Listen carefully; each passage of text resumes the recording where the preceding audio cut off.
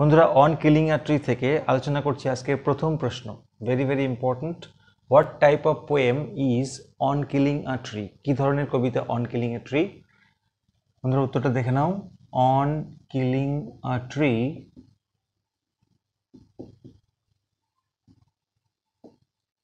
is an ironical poem, অর্থাৎ বিদ্রুপাত্মক কবিতা। এখানে কবি বিদ্রুপ করেছেন। Second question, in what form is the poem written? এই কবিতাটি কি ফর্মে লেখা হয়েছে? উত্তরটাকে দেখে নাও। দ্য পোয়েম ইজ রিটেন, এখানে সাবজেক্ট হচ্ছে দ্য পোয়েম, তাই জন্য আগে এসছে। The poem is written in a free verse. উত্তরটা হচ্ছে ফ্রি ভার্স, অর্থাৎ এমন একটা কবিতা যার কোনো ছন্দ নেই, কোনো লাইনের সঙ্গে কোনো লাইন মিলবে না। Next one, how much time does it take to kill a tree? একটা গাছকে হত্যা করতে কতটা সময় নেয়? একদম প্রথম লাইনে দেওয়া আছে, তাহলে এখানে সাবজেক্ট হচ্ছে ইট। ইট টেক্স, কতটা সময়? Much time. It takes much time কি করতে? Two kill a tree. Very important. Next one, how has the tree grown? গাছটি কিভাবে বেড়ে উঠেছে? বন্ধুরা কবিতাটা যদি ডিটেলে পড়ো তাহলে তোমাদের কাছে এই প্রশ্নগুলো খুব সোজা। এখানে subject the tree has grown slowly, ধীরে ধীরে। কিভাবে? ধীরে ধীরে। বাই কনজিউমিং দ্য আর্থ, মাটিকে শোষণ করে ধীরে ধীরে বেড়ে উঠেছে। পরের প্রশ্ন, what does the tree absorb? গাছ কি অ্যাবজর্ব করে, শোষণ করে?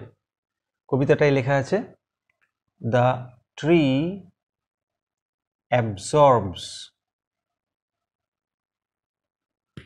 বহু বছরের ইয়ার্স অফ সানলাইট,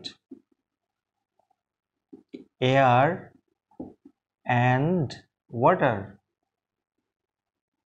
যারা কবিতাটি পড়োনি, ডেসক্রিপশনে লিঙ্ক দেওয়া থাকবে, ডিটেলে পড়ানো হয়েছে বাংলায় লাইন ধরে ধরে। What is the most sensitive part of the tree? Top question. গাছের সবচাইতে সংবেদনশীল অংশ কোনটা? একদম সোজা উত্তর, the root is the most sensitive part of the tree. 7 নম্বরটি দেখে নেব। What does miniature boughs mean? Miniature boughs বলতে কি বোঝানো হয়েছে, মানে এটার কি মানে? তাহলে miniature boughs means small branches, ছোট ছোট ডালপালাকেই বলা হচ্ছে মিনিয়েচার বাউজ। মিনি মানে ছোট, স্মল, বাউজ মানে branches. Next one, very important, what does the word crust mean? Crust মানে কি? ক্রাস্ট মানে হচ্ছে ভূমির উপরিভাগ বা উপরিস্তর। তাহলে আমরা লিখব, the word crust means the upper surface of the earth, অথবা লেখা যেতে পারে the top layer of the earth, অর্থাৎ ভূমির বা মাটির উপরের স্তর বা লেয়ারটাকে বলা হচ্ছে ক্রাস্ট। খুব important. What is meant by leprous hide? Leprosy থেকে লিপ্রাস মানে কুষ্ঠ রোগ, ক্লিষ্ট, হাইড মানে বাকল, এটার কথার মানে কি? বন্ধুরা দেখো, তাহলে লিপ্রাস হাইড, হাইড মানে বাকল, refers to the rough খসখসে rough bark of the tree, যেটা কিনা which has become pale and disfigured. কি মানে হলো? লিপ্রাসাইড বলতে বোঝানো হয়েছে rough bark of the tree, মানে গাছের খসখসে বাকলকে, হুইচ হ্যাজ বিকাম পেল, যেটা কিনা বিবর্ণ হয়ে গেছে এবং ডিসফিগার্ড হয়ে গেছে। চলে আসবে পরেরটায়। What is the source of the tree? Very important question, দেখে নাও।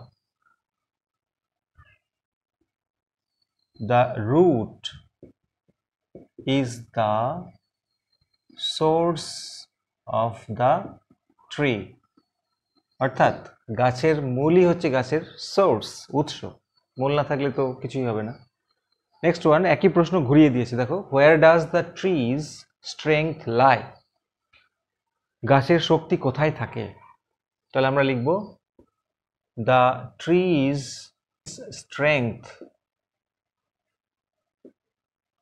এখানে ট্রিজ স্ট্রেংথ হচ্ছে সাবজেক্ট, তাহলে দ্য ট্রিজ স্ট্রেংথ লাইজ কোথায়? ইন দ্য রুট, অর্থাৎ মূলে। Next one, what does the expression anchoring earth suggest? Very very important. The expression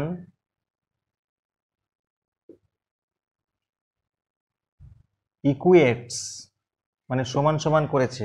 the expression equates earth to anchor, to an anchor. Anchor মানে নোঙর, অর্থাৎ মাটিকে নোঙরের সাথে সমতা করা হয়েছে। যেমন